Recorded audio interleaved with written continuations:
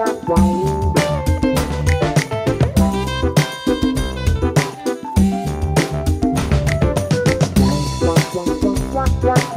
I'm Tom. And I'm John. And we're the co-founders of Handsome Frank Illustration Agency.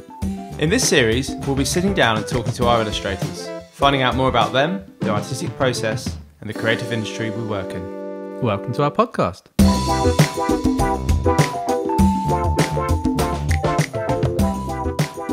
Welcome back to the Handsome Frank podcast, everyone. I think we've had a bit of a break. It's been a while. And this is quite an exciting one. First of all, this is the first one we've recorded in our new space. So it might sound a bit different. It might sound a bit echoey. Hopefully we can fix that. The other big difference is there's no Tom. So Tom's away on holiday at the moment. And it's kind of lifted the veil on what Tom does on the podcast. Because I've realised his job's quite easy. Levels, headphones, all that mystery has been demythed. But Stuart's joining us today instead.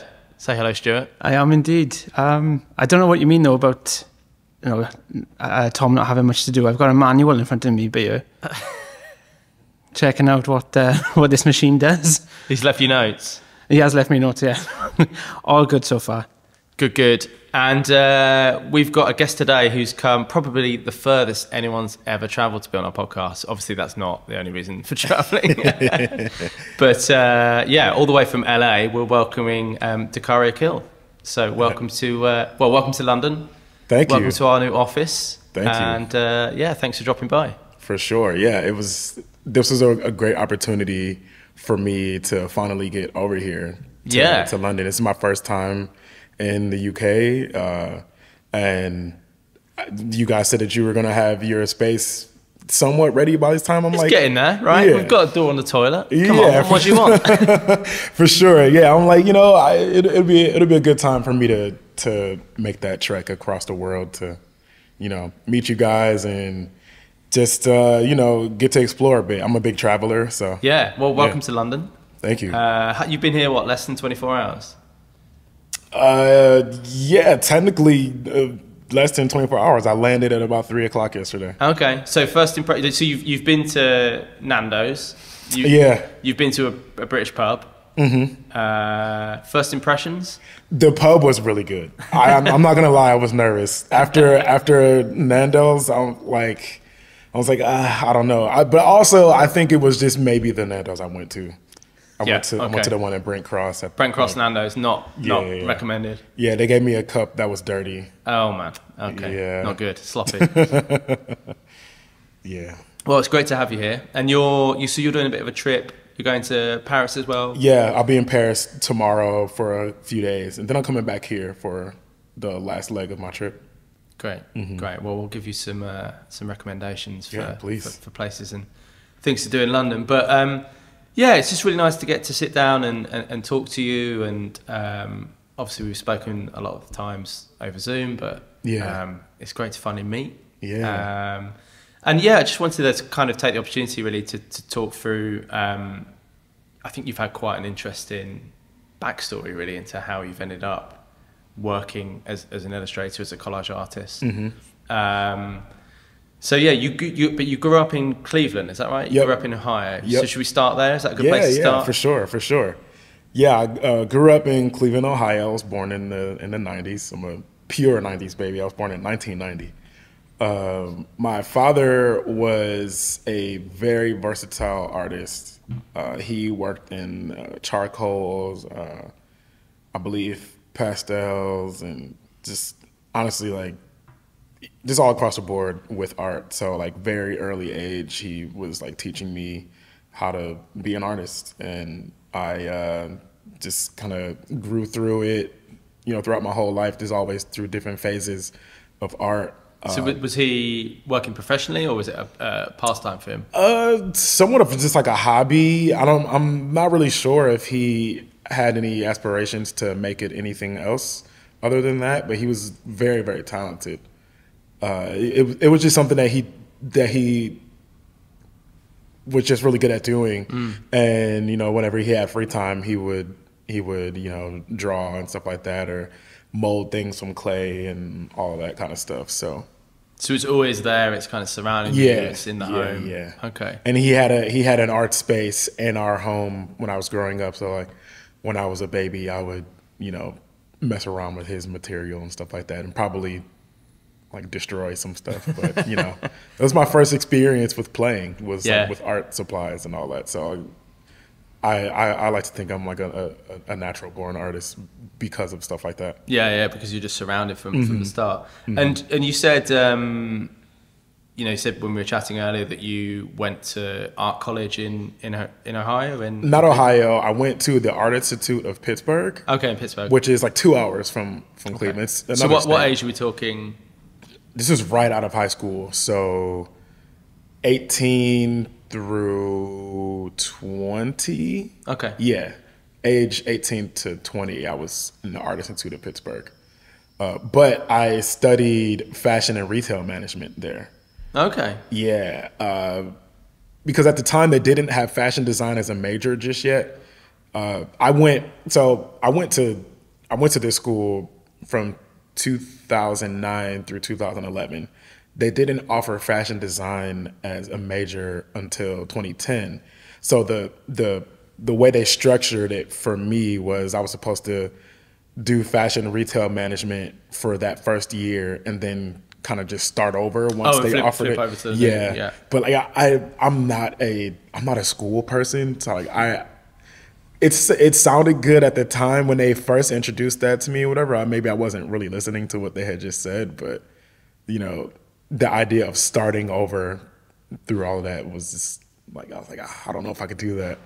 So I just when the major came around, I'd never end up switching over. And honestly, I just didn't really. I played around a little bit too much. And you were saying you kind of like felt you were a bit kind of young. Yeah, maybe. I have no regrets for the way that I did it, but also I now know in hindsight I should have waited some years before I went. I needed to mature a little bit before I went and actually took advantage of what was offered to me. Though, you know, I can say that for my experience there, academically I didn't do so well, but having that access to everything that was available to me, like studios and being around other artists, learning how to collaborate and stuff like that, I took all of that head on. So I would say that like a lot of what I learned from being there still plays a role in what I do now in my career. Yeah, it's interesting how look sometimes you think actually that was a misstep, or you know, I ended up doing something that maybe I didn't get what I thought I was going to get. Yeah. But you look back and actually you learned more than you realized during that period. A lot for sure. Yeah. But just academic wise, for what me and my mom spent my money on, it was. You've not got the certificate on the wall. No. And then you said, I think you said you came out from that, and was it straight away you walked into working for a record label? No, it was maybe like 4 or 5 years later. Okay. So I dropped out of the Art Institute, moved back to Cleveland because. So what I didn't mention before was that I studied fashion and retail management because right out of high school I started a clothing brand. Oh, okay. Wow. Okay. And I was, learning, or I was going to learn how to properly work this clothing brand. And, while I was in school, I was still doing stuff with it. And like, I saw some success pretty early with it, local success. So what are we talking, like T-shirts? T-shirts, hoodies and stuff like that, just like a proper brand, like the marketing materials, like stickers and all that kind of stuff like that. It was really cool. And it was actually at the start of social media. Like social media had just become a thing. Facebook had maybe been out or as big as it was at the time for maybe a couple years or so. So like I would post on my Facebook, hey, I'll be here with my T-shirts, come meet me and blah, blah, blah. I would sell out. Oh, wow. Okay. So this is going quite well at this point. This is. Yeah. And it's, at this point, 18, 19 years old. I've only had one job my whole life. At the time, with the job I had, I made probably $70 a week or something like that. But you know, selling these T-shirts and stuff like that, I was making some pretty good money for my age. And yeah, it was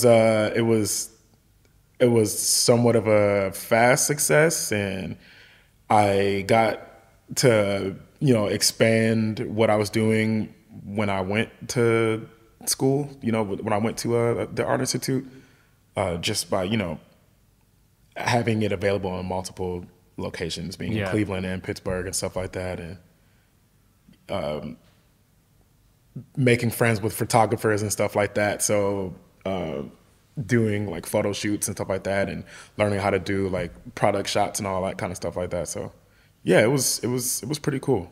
And what was the, like, did it just get to a point where it kind of, you felt like it reached a natural end, or was it, you know, was it a scaling issue, or? Yeah, there was a bit of a scaling issue, and then also just like issues with people I was working with, and like, because we all had no experience with it. It was kind of, which is fun, but like, yeah, for sure, it's one way to learn, right? Yeah, but like once money gets involved and stuff like that, or whatever, it kind of makes things difficult, especially at that age with no experience. So it started to get to a point where I was getting burnt out of fashion. Like I just didn't have the passion for it anymore. And the way that things have always worked with me is I kind of have to strike while the iron's hot within me, you know, like, so when the passion is there, I take full advantage, but when it's not there, it's so hard to like keep up. So all the while I'm doing this, I'm, you know, doing graphic design and stuff like that, and the fashion stuff is kind of falling off a bit, and you know, I'm kind of just starting to discover that I can do something with fine art. Yeah. And even well before all of that, you know, I was already doing something similar to freelance at the time. You know, I would make album covers for friends and stuff like that were, you know, in bands and like rappers and stuff like that, and I did logos and stuff like that all the time. It was very similar to the stuff that I would put on my T-shirts and all of that. So once I kind of started to step away from fashion, that became like the forefront of what I was doing. Just the natural outlet. Yeah, because it was just something I always knew how to do. And then I guess maybe I didn't realize before that it's possible to have a career as an artist. And that was kind of what I was doing.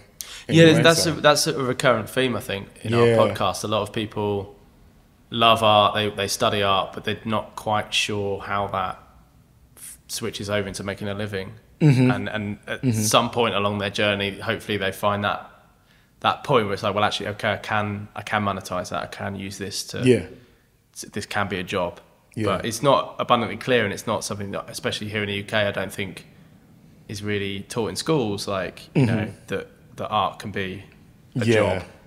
Yeah, I don't even think the word freelance ever came up when I was in school. Like, no, like it was always, you need to be working under someone or get a trade. Or, it was always that. But were there any like careers scratched off that you were? what were you considering? No, I mean, I honestly always knew that I would be in the creative field. I just didn't have a full scope of what that looked like until it happened. I guess, you know. Yeah. It kind of just made sense after a while that, you know, I would be able to just be doing this. So the fashion stuff comes to an end. Yeah. And is that when you moved more into like the music and record label world, or? So yes. Yeah. I was hired by some friends of mine that went to the Art Institute of Pittsburgh with me. They had just started an indie record label in Pittsburgh, and they hired me as the creative director. And at the time, I was already, you know, working on my career as an artist in Cleveland. You know, I was definitely seeing some success there. Yeah. And I just thought at the time that the best thing for me to do right now was to take this opportunity as a creative director, because it just seemed like that was the move to make, but it ended up not being so. I worked that job for about a solid 8 months, and it was great. It was so good. It was like my dream job. Coming into work and, you know, like being like surrounded by musicians and stuff like that, and like, you know, just that kind of that rock star-ish lifestyle, you know, like. So you're seeing a lot of live music, you're hanging out with musicians, you're kind of in the musicians' work environment, you know, just bottles of whiskey around and stuff like that, or we're drinking on the job, you know, everything is great, you know, we're traveling, going on tour and stuff like that around the country, and, you know, it was fun until the label like crashed, and yeah, like it crashed pretty hard to where like I just, you know, I had to pack up my apartment, and I was living at the studio for a little bit, and then that kind of got toxic after a while, and then I ended up becoming homeless. Oh man! In the process, you know, just like living in my car, or a friend across town had an art gallery that he was also living in, and so I went to go live there as well. I was sleeping on the couch in his gallery, and he was sleeping in the back room, him and his wife and kid and all of that. It was pretty rough. Yeah, tough times. Yeah. But like it builds so much character, and it adds a little bit of juice to the story, though. You know what I mean? Because it's like even through all of that, as difficult as it was, I knew it wasn't the end. I just needed to figure out in that moment what I was gonna do. So like my plan when I took that job was to stay there in Pittsburgh for 2 years and then figure it out. Maybe possibly go to Los Angeles. Okay.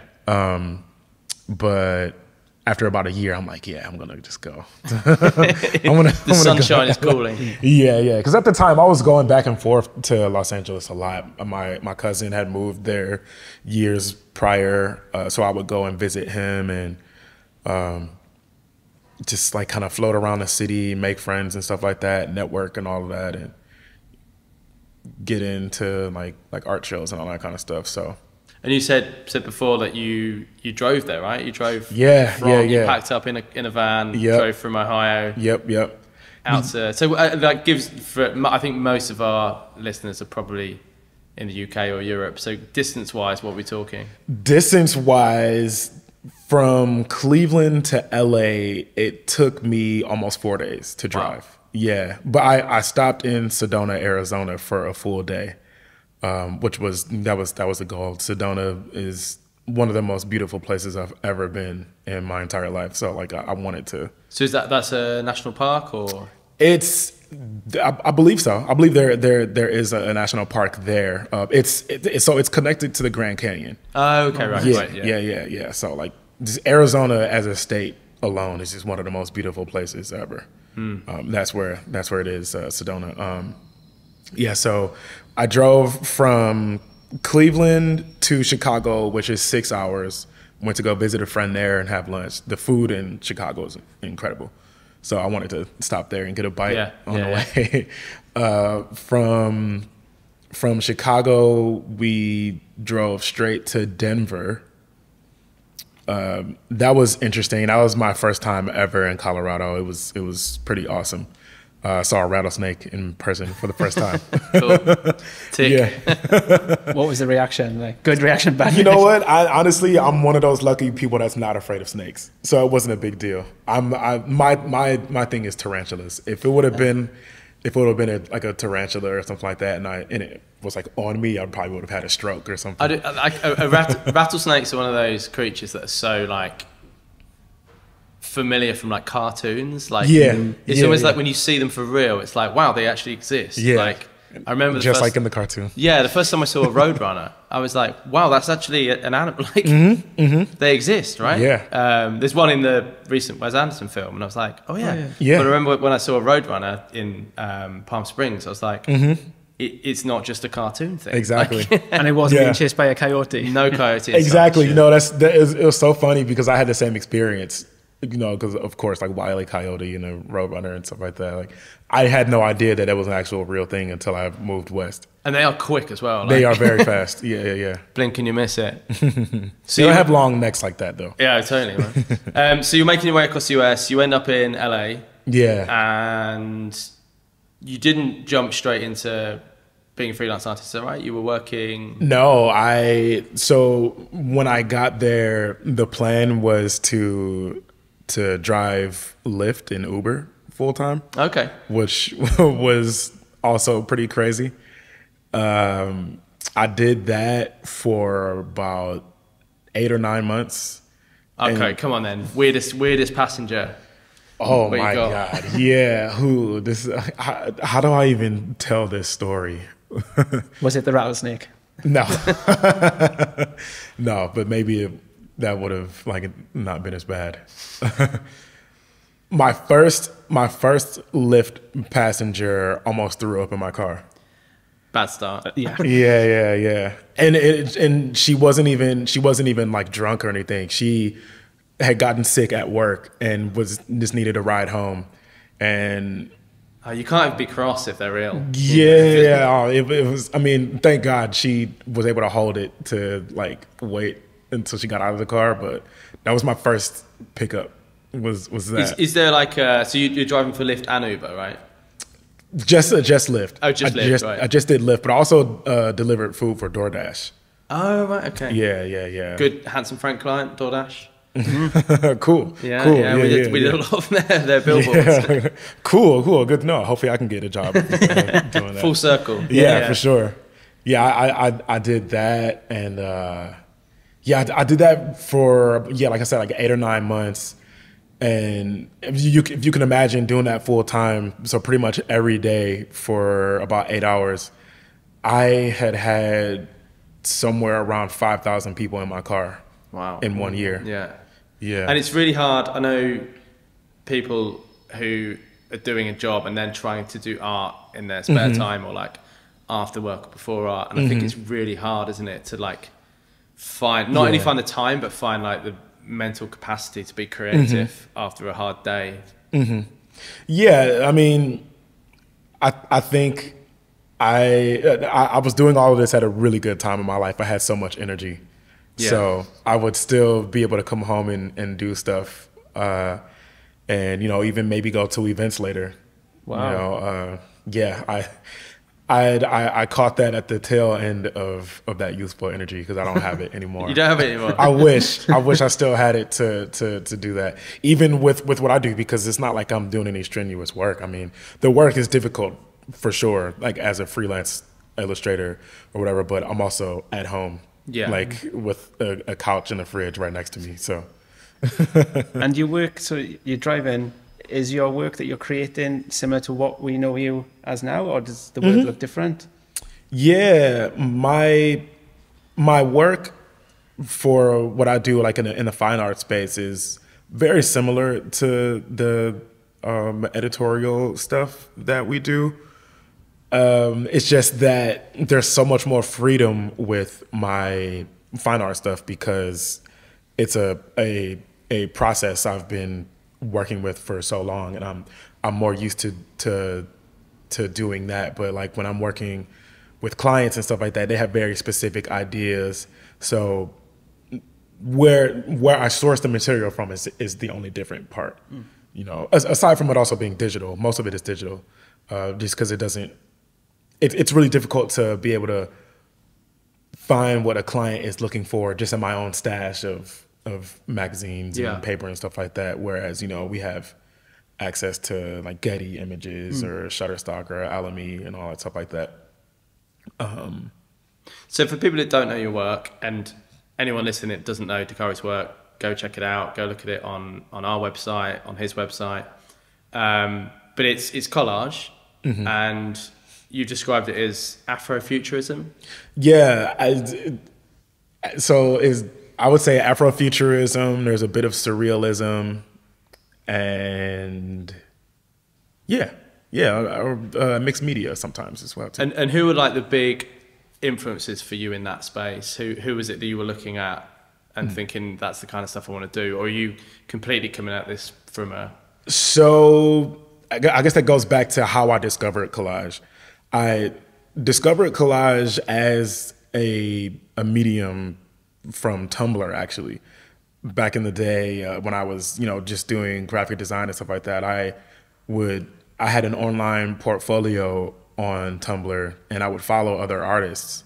And there were two collage artists that I was following at the time. I wish I could remember their names, because I feel like I tell this story so much and I can never remember who the artists were.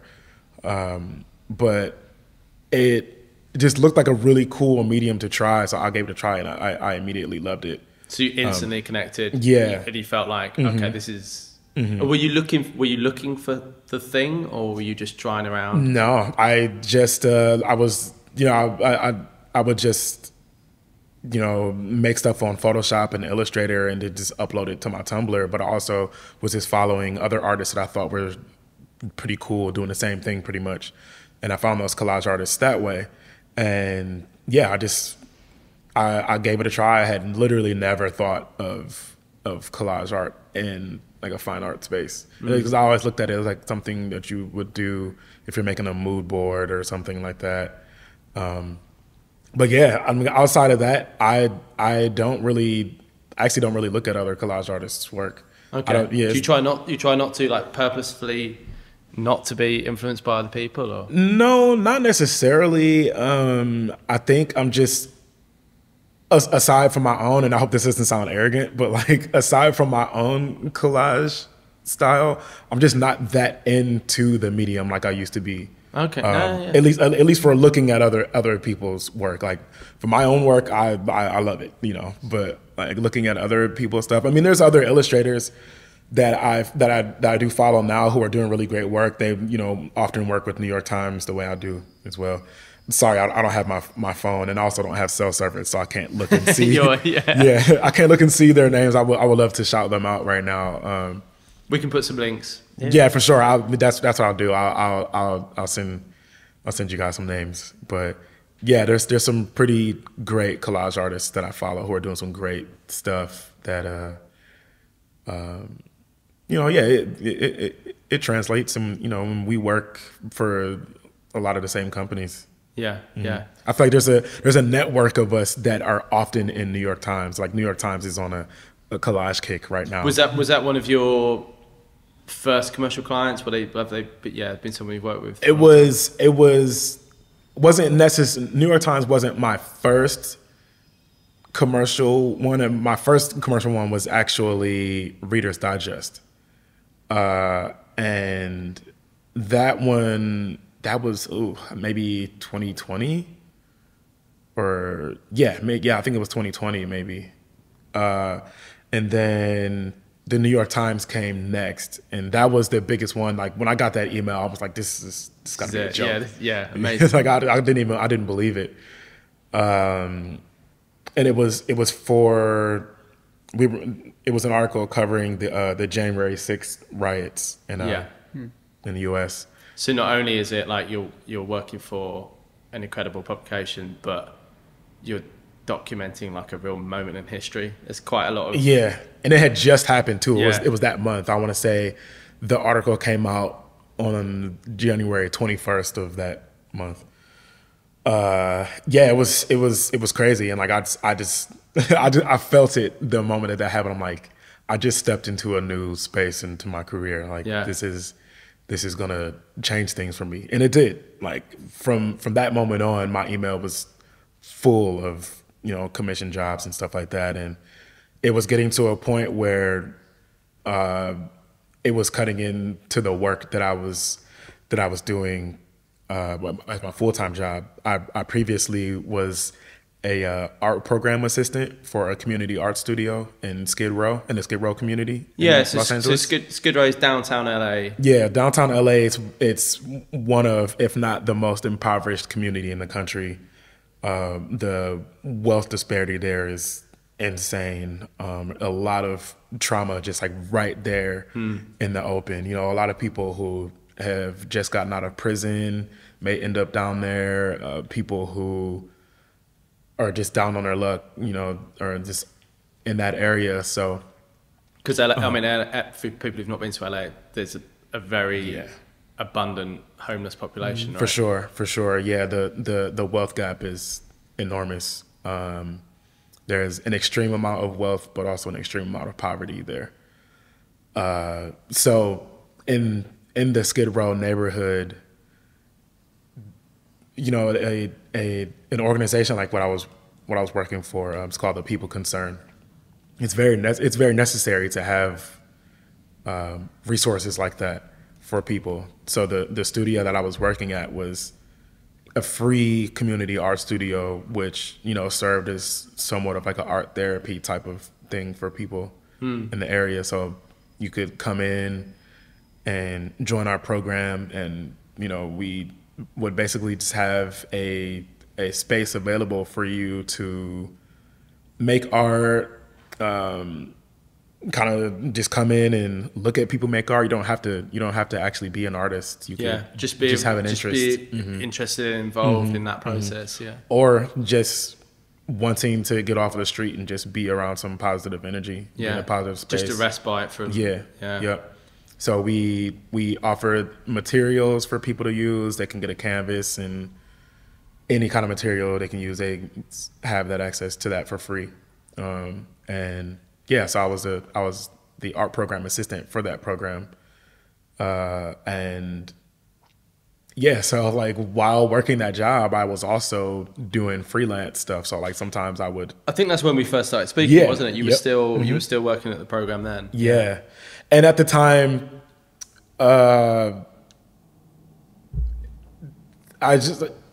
Los Angeles is a very expensive city to live in. And for what I was making, I was only making enough to keep up with my rent. So it was really difficult to be just relying on that. But then once the freelance stuff started piling in, I ended up, you know, getting to a point where I was making more money doing art than I was there. And I had already been there 3 years. And you know, it was a lot. It was like it was taking an emotional toll on me. Anyway, yeah, I can imagine it must be quite intense. Yeah, you know, you must feel quite emotionally involved, and it takes its toll on you. For 3 years, absolutely. There's a lot of, like I said, there's a lot of trauma there. I remember the day I started working there when we were doing training. One of the things that they told us in the training was, you know, it's gonna be really hard not to, but try not to get close to any of these people because some of them are gonna die on your watch. And that did happen a couple times. So yeah, it was a lot on me physically and emotionally to have to go there every single day and, you know, and care for these people. And I still do, you know, I even though I don't say you're still involved. I don't work there anymore, but I'm still connected to the program. I'm still connected to the community. So anytime there's events and stuff like that going on, I love to go by and, you know, I keep up with a lot of the people that were part of the program. And you know, I just think art can be such an escape, kind of, you know, just a respite from reality, you know, whatever you're going through. Yeah. Whatever hardship, like it's just for sure escapism, right? Yeah, absolutely. But yeah, the freelance stuff was picking up a lot, and I was just starting to think of ways to be able to transfer over to doing that full time. And I spoke to an art director, actually the art director that got me my first New York Times job. His name's Matt Curtis. Shout out to Matt Curtis. He's a great person. I actually will be connecting with him next week. But yeah, I was asking him for advice about what I should do. I had no idea about even getting representation like this. But did you know that agencies like us existed, or was it not even on your radar? Yeah, it wasn't on my radar at all. I think I had heard about it, but I thought that it was something that I was like nowhere near ready for. Like I didn't expect to hear back from any of you guys. But yeah, Matt gave me a list of agencies to contact and see if they would be interested in representing me. and none of them responded except for you guys. There you go. Well, I think we owe Matt a drink, actually. Yeah, so for thanks, sure. Thank you, Matt. It's definitely a win for us then. Our gain. I mean, I remember getting the email and just, the first time we saw your work, it's just, I mean, our big thing as an agency is we're not only looking for talented people and hardworking people, we're not only looking for really high quality work, but we're looking for artists that bring something new to the group. What we don't want to do is sign people that, just overlap with who we already have. The industry is competitive enough. We don't want people within the agency kind of competing. For sure. And I think that's what we just saw in your work. It just was really fresh, really original. The found imagery that you were using was completely different to what I'd seen in the collage space before. So yeah, it was absolutely our gain. So thanks, Matt. Yeah. And that was what, 2-3 years ago now? It was 2 years ago. It was, I want to say around July. Yeah, it was July of 2021. Yeah. Yeah. Yep. And we've had a pretty good run, right? It's been absolutely. I'll say I didn't know what to expect. I think once I signed with you guys, I then started to speak to other artists who seek representation, and they would tell me their experience and stuff like that. And I honestly can say that my experience with you guys sounds like it's been better than theirs. That's nice to hear. Yeah, I mean, look, I think it's all about fit as well. And I think sometimes you can have a great artist and a good agency, but it just doesn't work. Yeah, and honestly, it's happened with us a couple of times in the past. It's just not the right fit. But yeah, when you get a good fit and you get a good feel for somebody and you're able to introduce an artist with loads of talent to clients who have an appetite for that kind of work, then it kind of just works really well. And hopefully, I think most of the hard work's been done by you, but hopefully we've opened the door to a couple of clients for you. Yeah, for sure. I've worked with some companies that I wrote on my list of companies I've always wanted to work with. The bucket list. Yeah. Like ever since I signed with you guys, I've been checking off a lot of names on that list, I'll say. Who's still on that list that you've not ticked off? So one is kind of difficult because we almost did, but also we signed an NDA, so I don't even know. Let's not go there. but we know they're out there. Yeah, for sure. Yeah. There's two of them that we signed an NDA for. Yeah, and it didn't end up working out. But who is still on my list? Do you still have aspirations to work within music and fashion, or do you feel like you've ticked that off a bit? Like music wise, I have not done anything too major yet. I would love to do an album cover for someone, like on a major label, or even doing advertisement for like a major label. Oh, something that or a company I've been really wanting to work with is Hulu. Yeah, I've not done that. I believe you guys told me before that you guys have a pretty good relationship with them, right? We've done bits and pieces. Yeah, we've done bits and pieces. Yeah. Cool. Yeah, I would so love maybe to. that could happen at some point. Yeah. Just make a note of that now. Yep. I thought you were going to say Brain Dead. I would love to, of course. Brain Dead. Do they reach out to well, we can reach out to them, but so Dakarai's wearing a Brain Dead t-shirt. He's also wearing the best sunglasses I've seen in a long time, which are also Brain Dead, right? Yeah. So shout out to Brain Dead. Yeah, maybe we can try and make that happen for sure. So you're living in LA now. What neighborhood are you in? I'm in Inglewood. Okay. Yeah. So for people that don't know the geography, where that's... So Inglewood is the city right next to where LAX is. So when you're flying into Los Angeles, you're more than likely flying over my apartment. Okay. Yeah, right. Just as you're landing, the wheels are probably almost touching my roof. So. And you said you were kind of near the coast? Yeah. Yep. I'm a solid 10-minute drive from the Pacific Ocean. But you swam in the ocean for the first time ever? Yeah, recently. It's interesting. I've been living in Los Angeles for 5 years, and I just swam in the Pacific for the first time last week. but it's because it's so cold. It's like not comfortable. Yeah. Yeah, it's like ice cold. Oh, but man. last week it was so hot that I just, You couldn't resist any Had to be longer. done. made it happen. Yeah. Will you be going back again, do you think? Or is it one and done? Maybe. I love a swim in Maybe. the sea. I think there's something about swimming in the sea just makes me feel really alive and really insignificant at the same time. Yeah, for sure. I mean, but in Cleveland we have Lake Erie, but Lake Erie is so big that once you're standing there, it looks like an ocean. Yeah. But I'm on a real ocean. In the Pacific. Yeah. And would you say that nature's like a big thing for you? Is that like your go-to, your release? Yes. That was the main reason I moved to California was the nature, the level of nature that's available to you.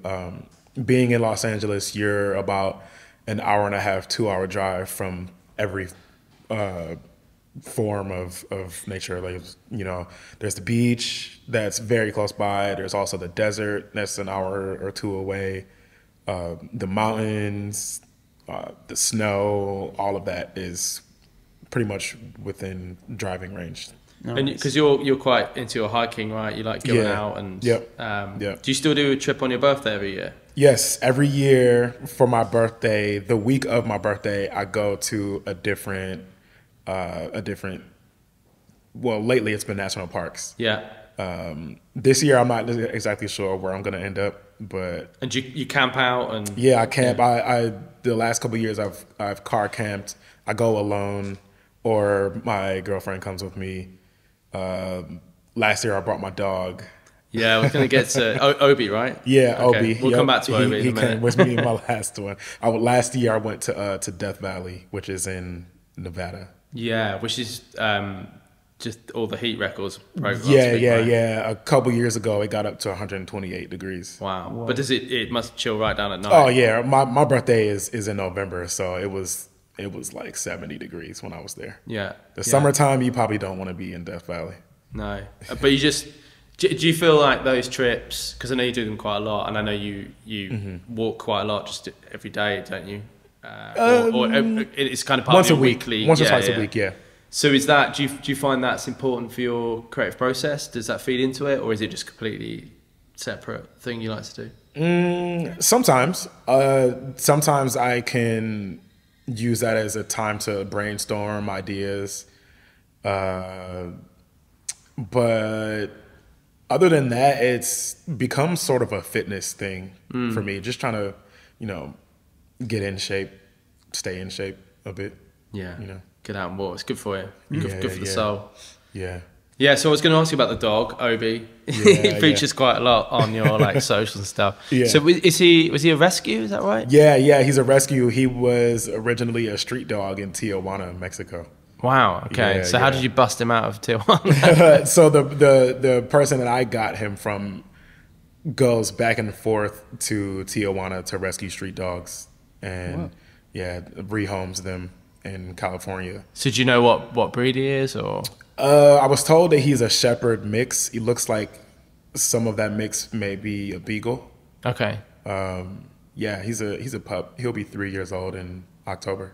Yeah. Yeah. Yeah, and he's. You said you've got a camera on him that you're away. Yeah. And he's breaking all the rules now, right? Yeah. Oh my God. Yeah. So I have a friend that's dog sitting right now for me, and I gave her like a long list of things that he cannot do. But he's so smart. He's such a smart dog. He has to have known that I was leaving and I wasn't going to be back for a while. So yesterday when I was in my Airbnb, I just happened to turn on the camera to check on him, and I watched him get on my couch. I'm like, I need to call her right now. Get him off of my couch right now. Because he sheds so much, and it's really hard to get his fur off. So like I try to keep him off of my furniture and all that. But he's away he now. Knows, yeah, he knows. He knows when I'm home. Like he wouldn't dare try that. He knows you're out of town. Yeah. You know. But yeah, like he's like, oh, he's not gonna be back for a few days. So He'll let never know. me do whatever I want. Make myself comfy. Yeah.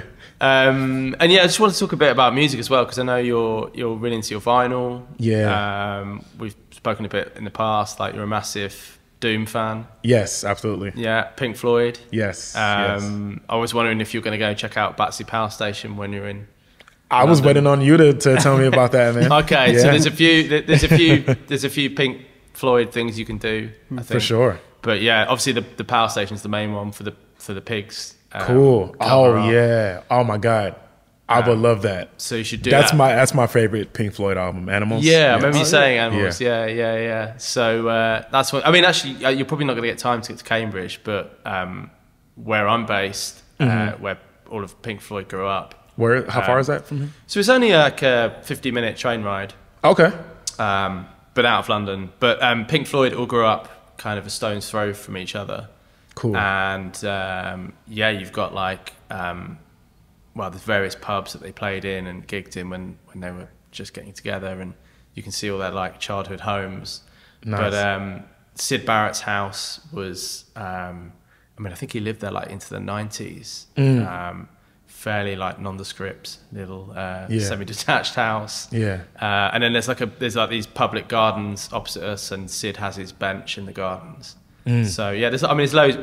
If you go down the wormhole and just search up, there's loads of Pink Floyd stuff you can do. For sure. Well, I have so much time next week. Well, that's and also you want to go record shopping, right? Yeah, absolutely. Yeah, I mean there's some good spots in London. But yeah, Berwick Street is well worth a look. The famous, I don't know how well you know Oasis. I've heard of Oasis. Yeah, Oasis. Yeah. So their biggest record, Yeah. the cover of that record is shot on Berwick Street. Okay. So it's kind of familiar to people when they they stand there, like kind of recognize it. Okay. But yeah, I think you'll have a lot of fun in London with record shops. How much can you carry home? I brought a tote bag. Okay, right. So, you're prepped. Yeah, I'm very ready for that. Most places ship these days as well, so for sure. if you go over. Yeah. Well, look, we bought you. Where's my bag? We bought you a couple of. We got gifts. A couple of gifts. Well, look, don't get too excited. I was going to say, wait till you see them first, and then. So because we were in the pub earlier, we were talking about English food and drink. So I went to the newsagent on the corner. Okay. This is pretty. Do you have knickknacks? Oh. In the US? No, we don't. I've never seen that before. That's a strong snack. Nice and spicy. So they're for you. Cool. I got you a can of orange tango. Okay. Tango? Is that? No. No? Nope. This is all new. This is all cold. I mean, I feel like we should do like live reviews, really. Yeah. And then I got you a dairy milk, but not just dairy, but like fruit and nut dairy milk. Okay. Like, this is like the high end, the good stuff, Cadbury's dairy milk. Yeah. So yeah, a little taste of the UK to take home. Yeah, I'm gonna have to grab another one of these from my girlfriend when I go back home. They're good. They're seriously good. Yeah. And like, no offense to the States, but I think our chocolate is I'm sure way ahead. I'm sure. Yeah. A lot of the food and drink that we have in the States is illegal elsewhere in the world. Yeah. I read this, like so the food bad ingredients for you. and stuff. Yeah. Tastes good, but tastes really good. I mean, I'm not knocking US food for a second, but Yeah. I think chocolate. I think maybe we take that one. Mm-hmm. Well, look, man, thank you so much for coming by. It's been so man. nice to sit down and have a proper chat. And Yeah. I'm kind of excited for your trip around London and Paris. Yeah. Me too. It's been pretty interesting so far. I mean, I haven't seen much, but just seeing the terrain and stuff like that, and just how different it is from America. Yeah, initial impressions. Yeah. The driving on the other side of the road thing is really crazy to me. It's like, I couldn't imagine driving here right now. I would probably get in an accident immediately.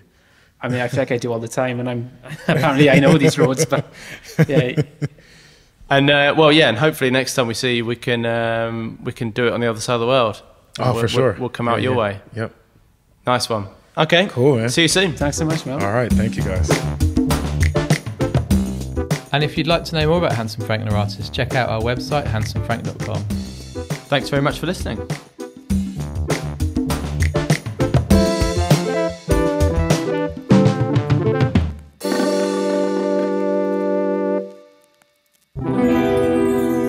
Handsome Frank.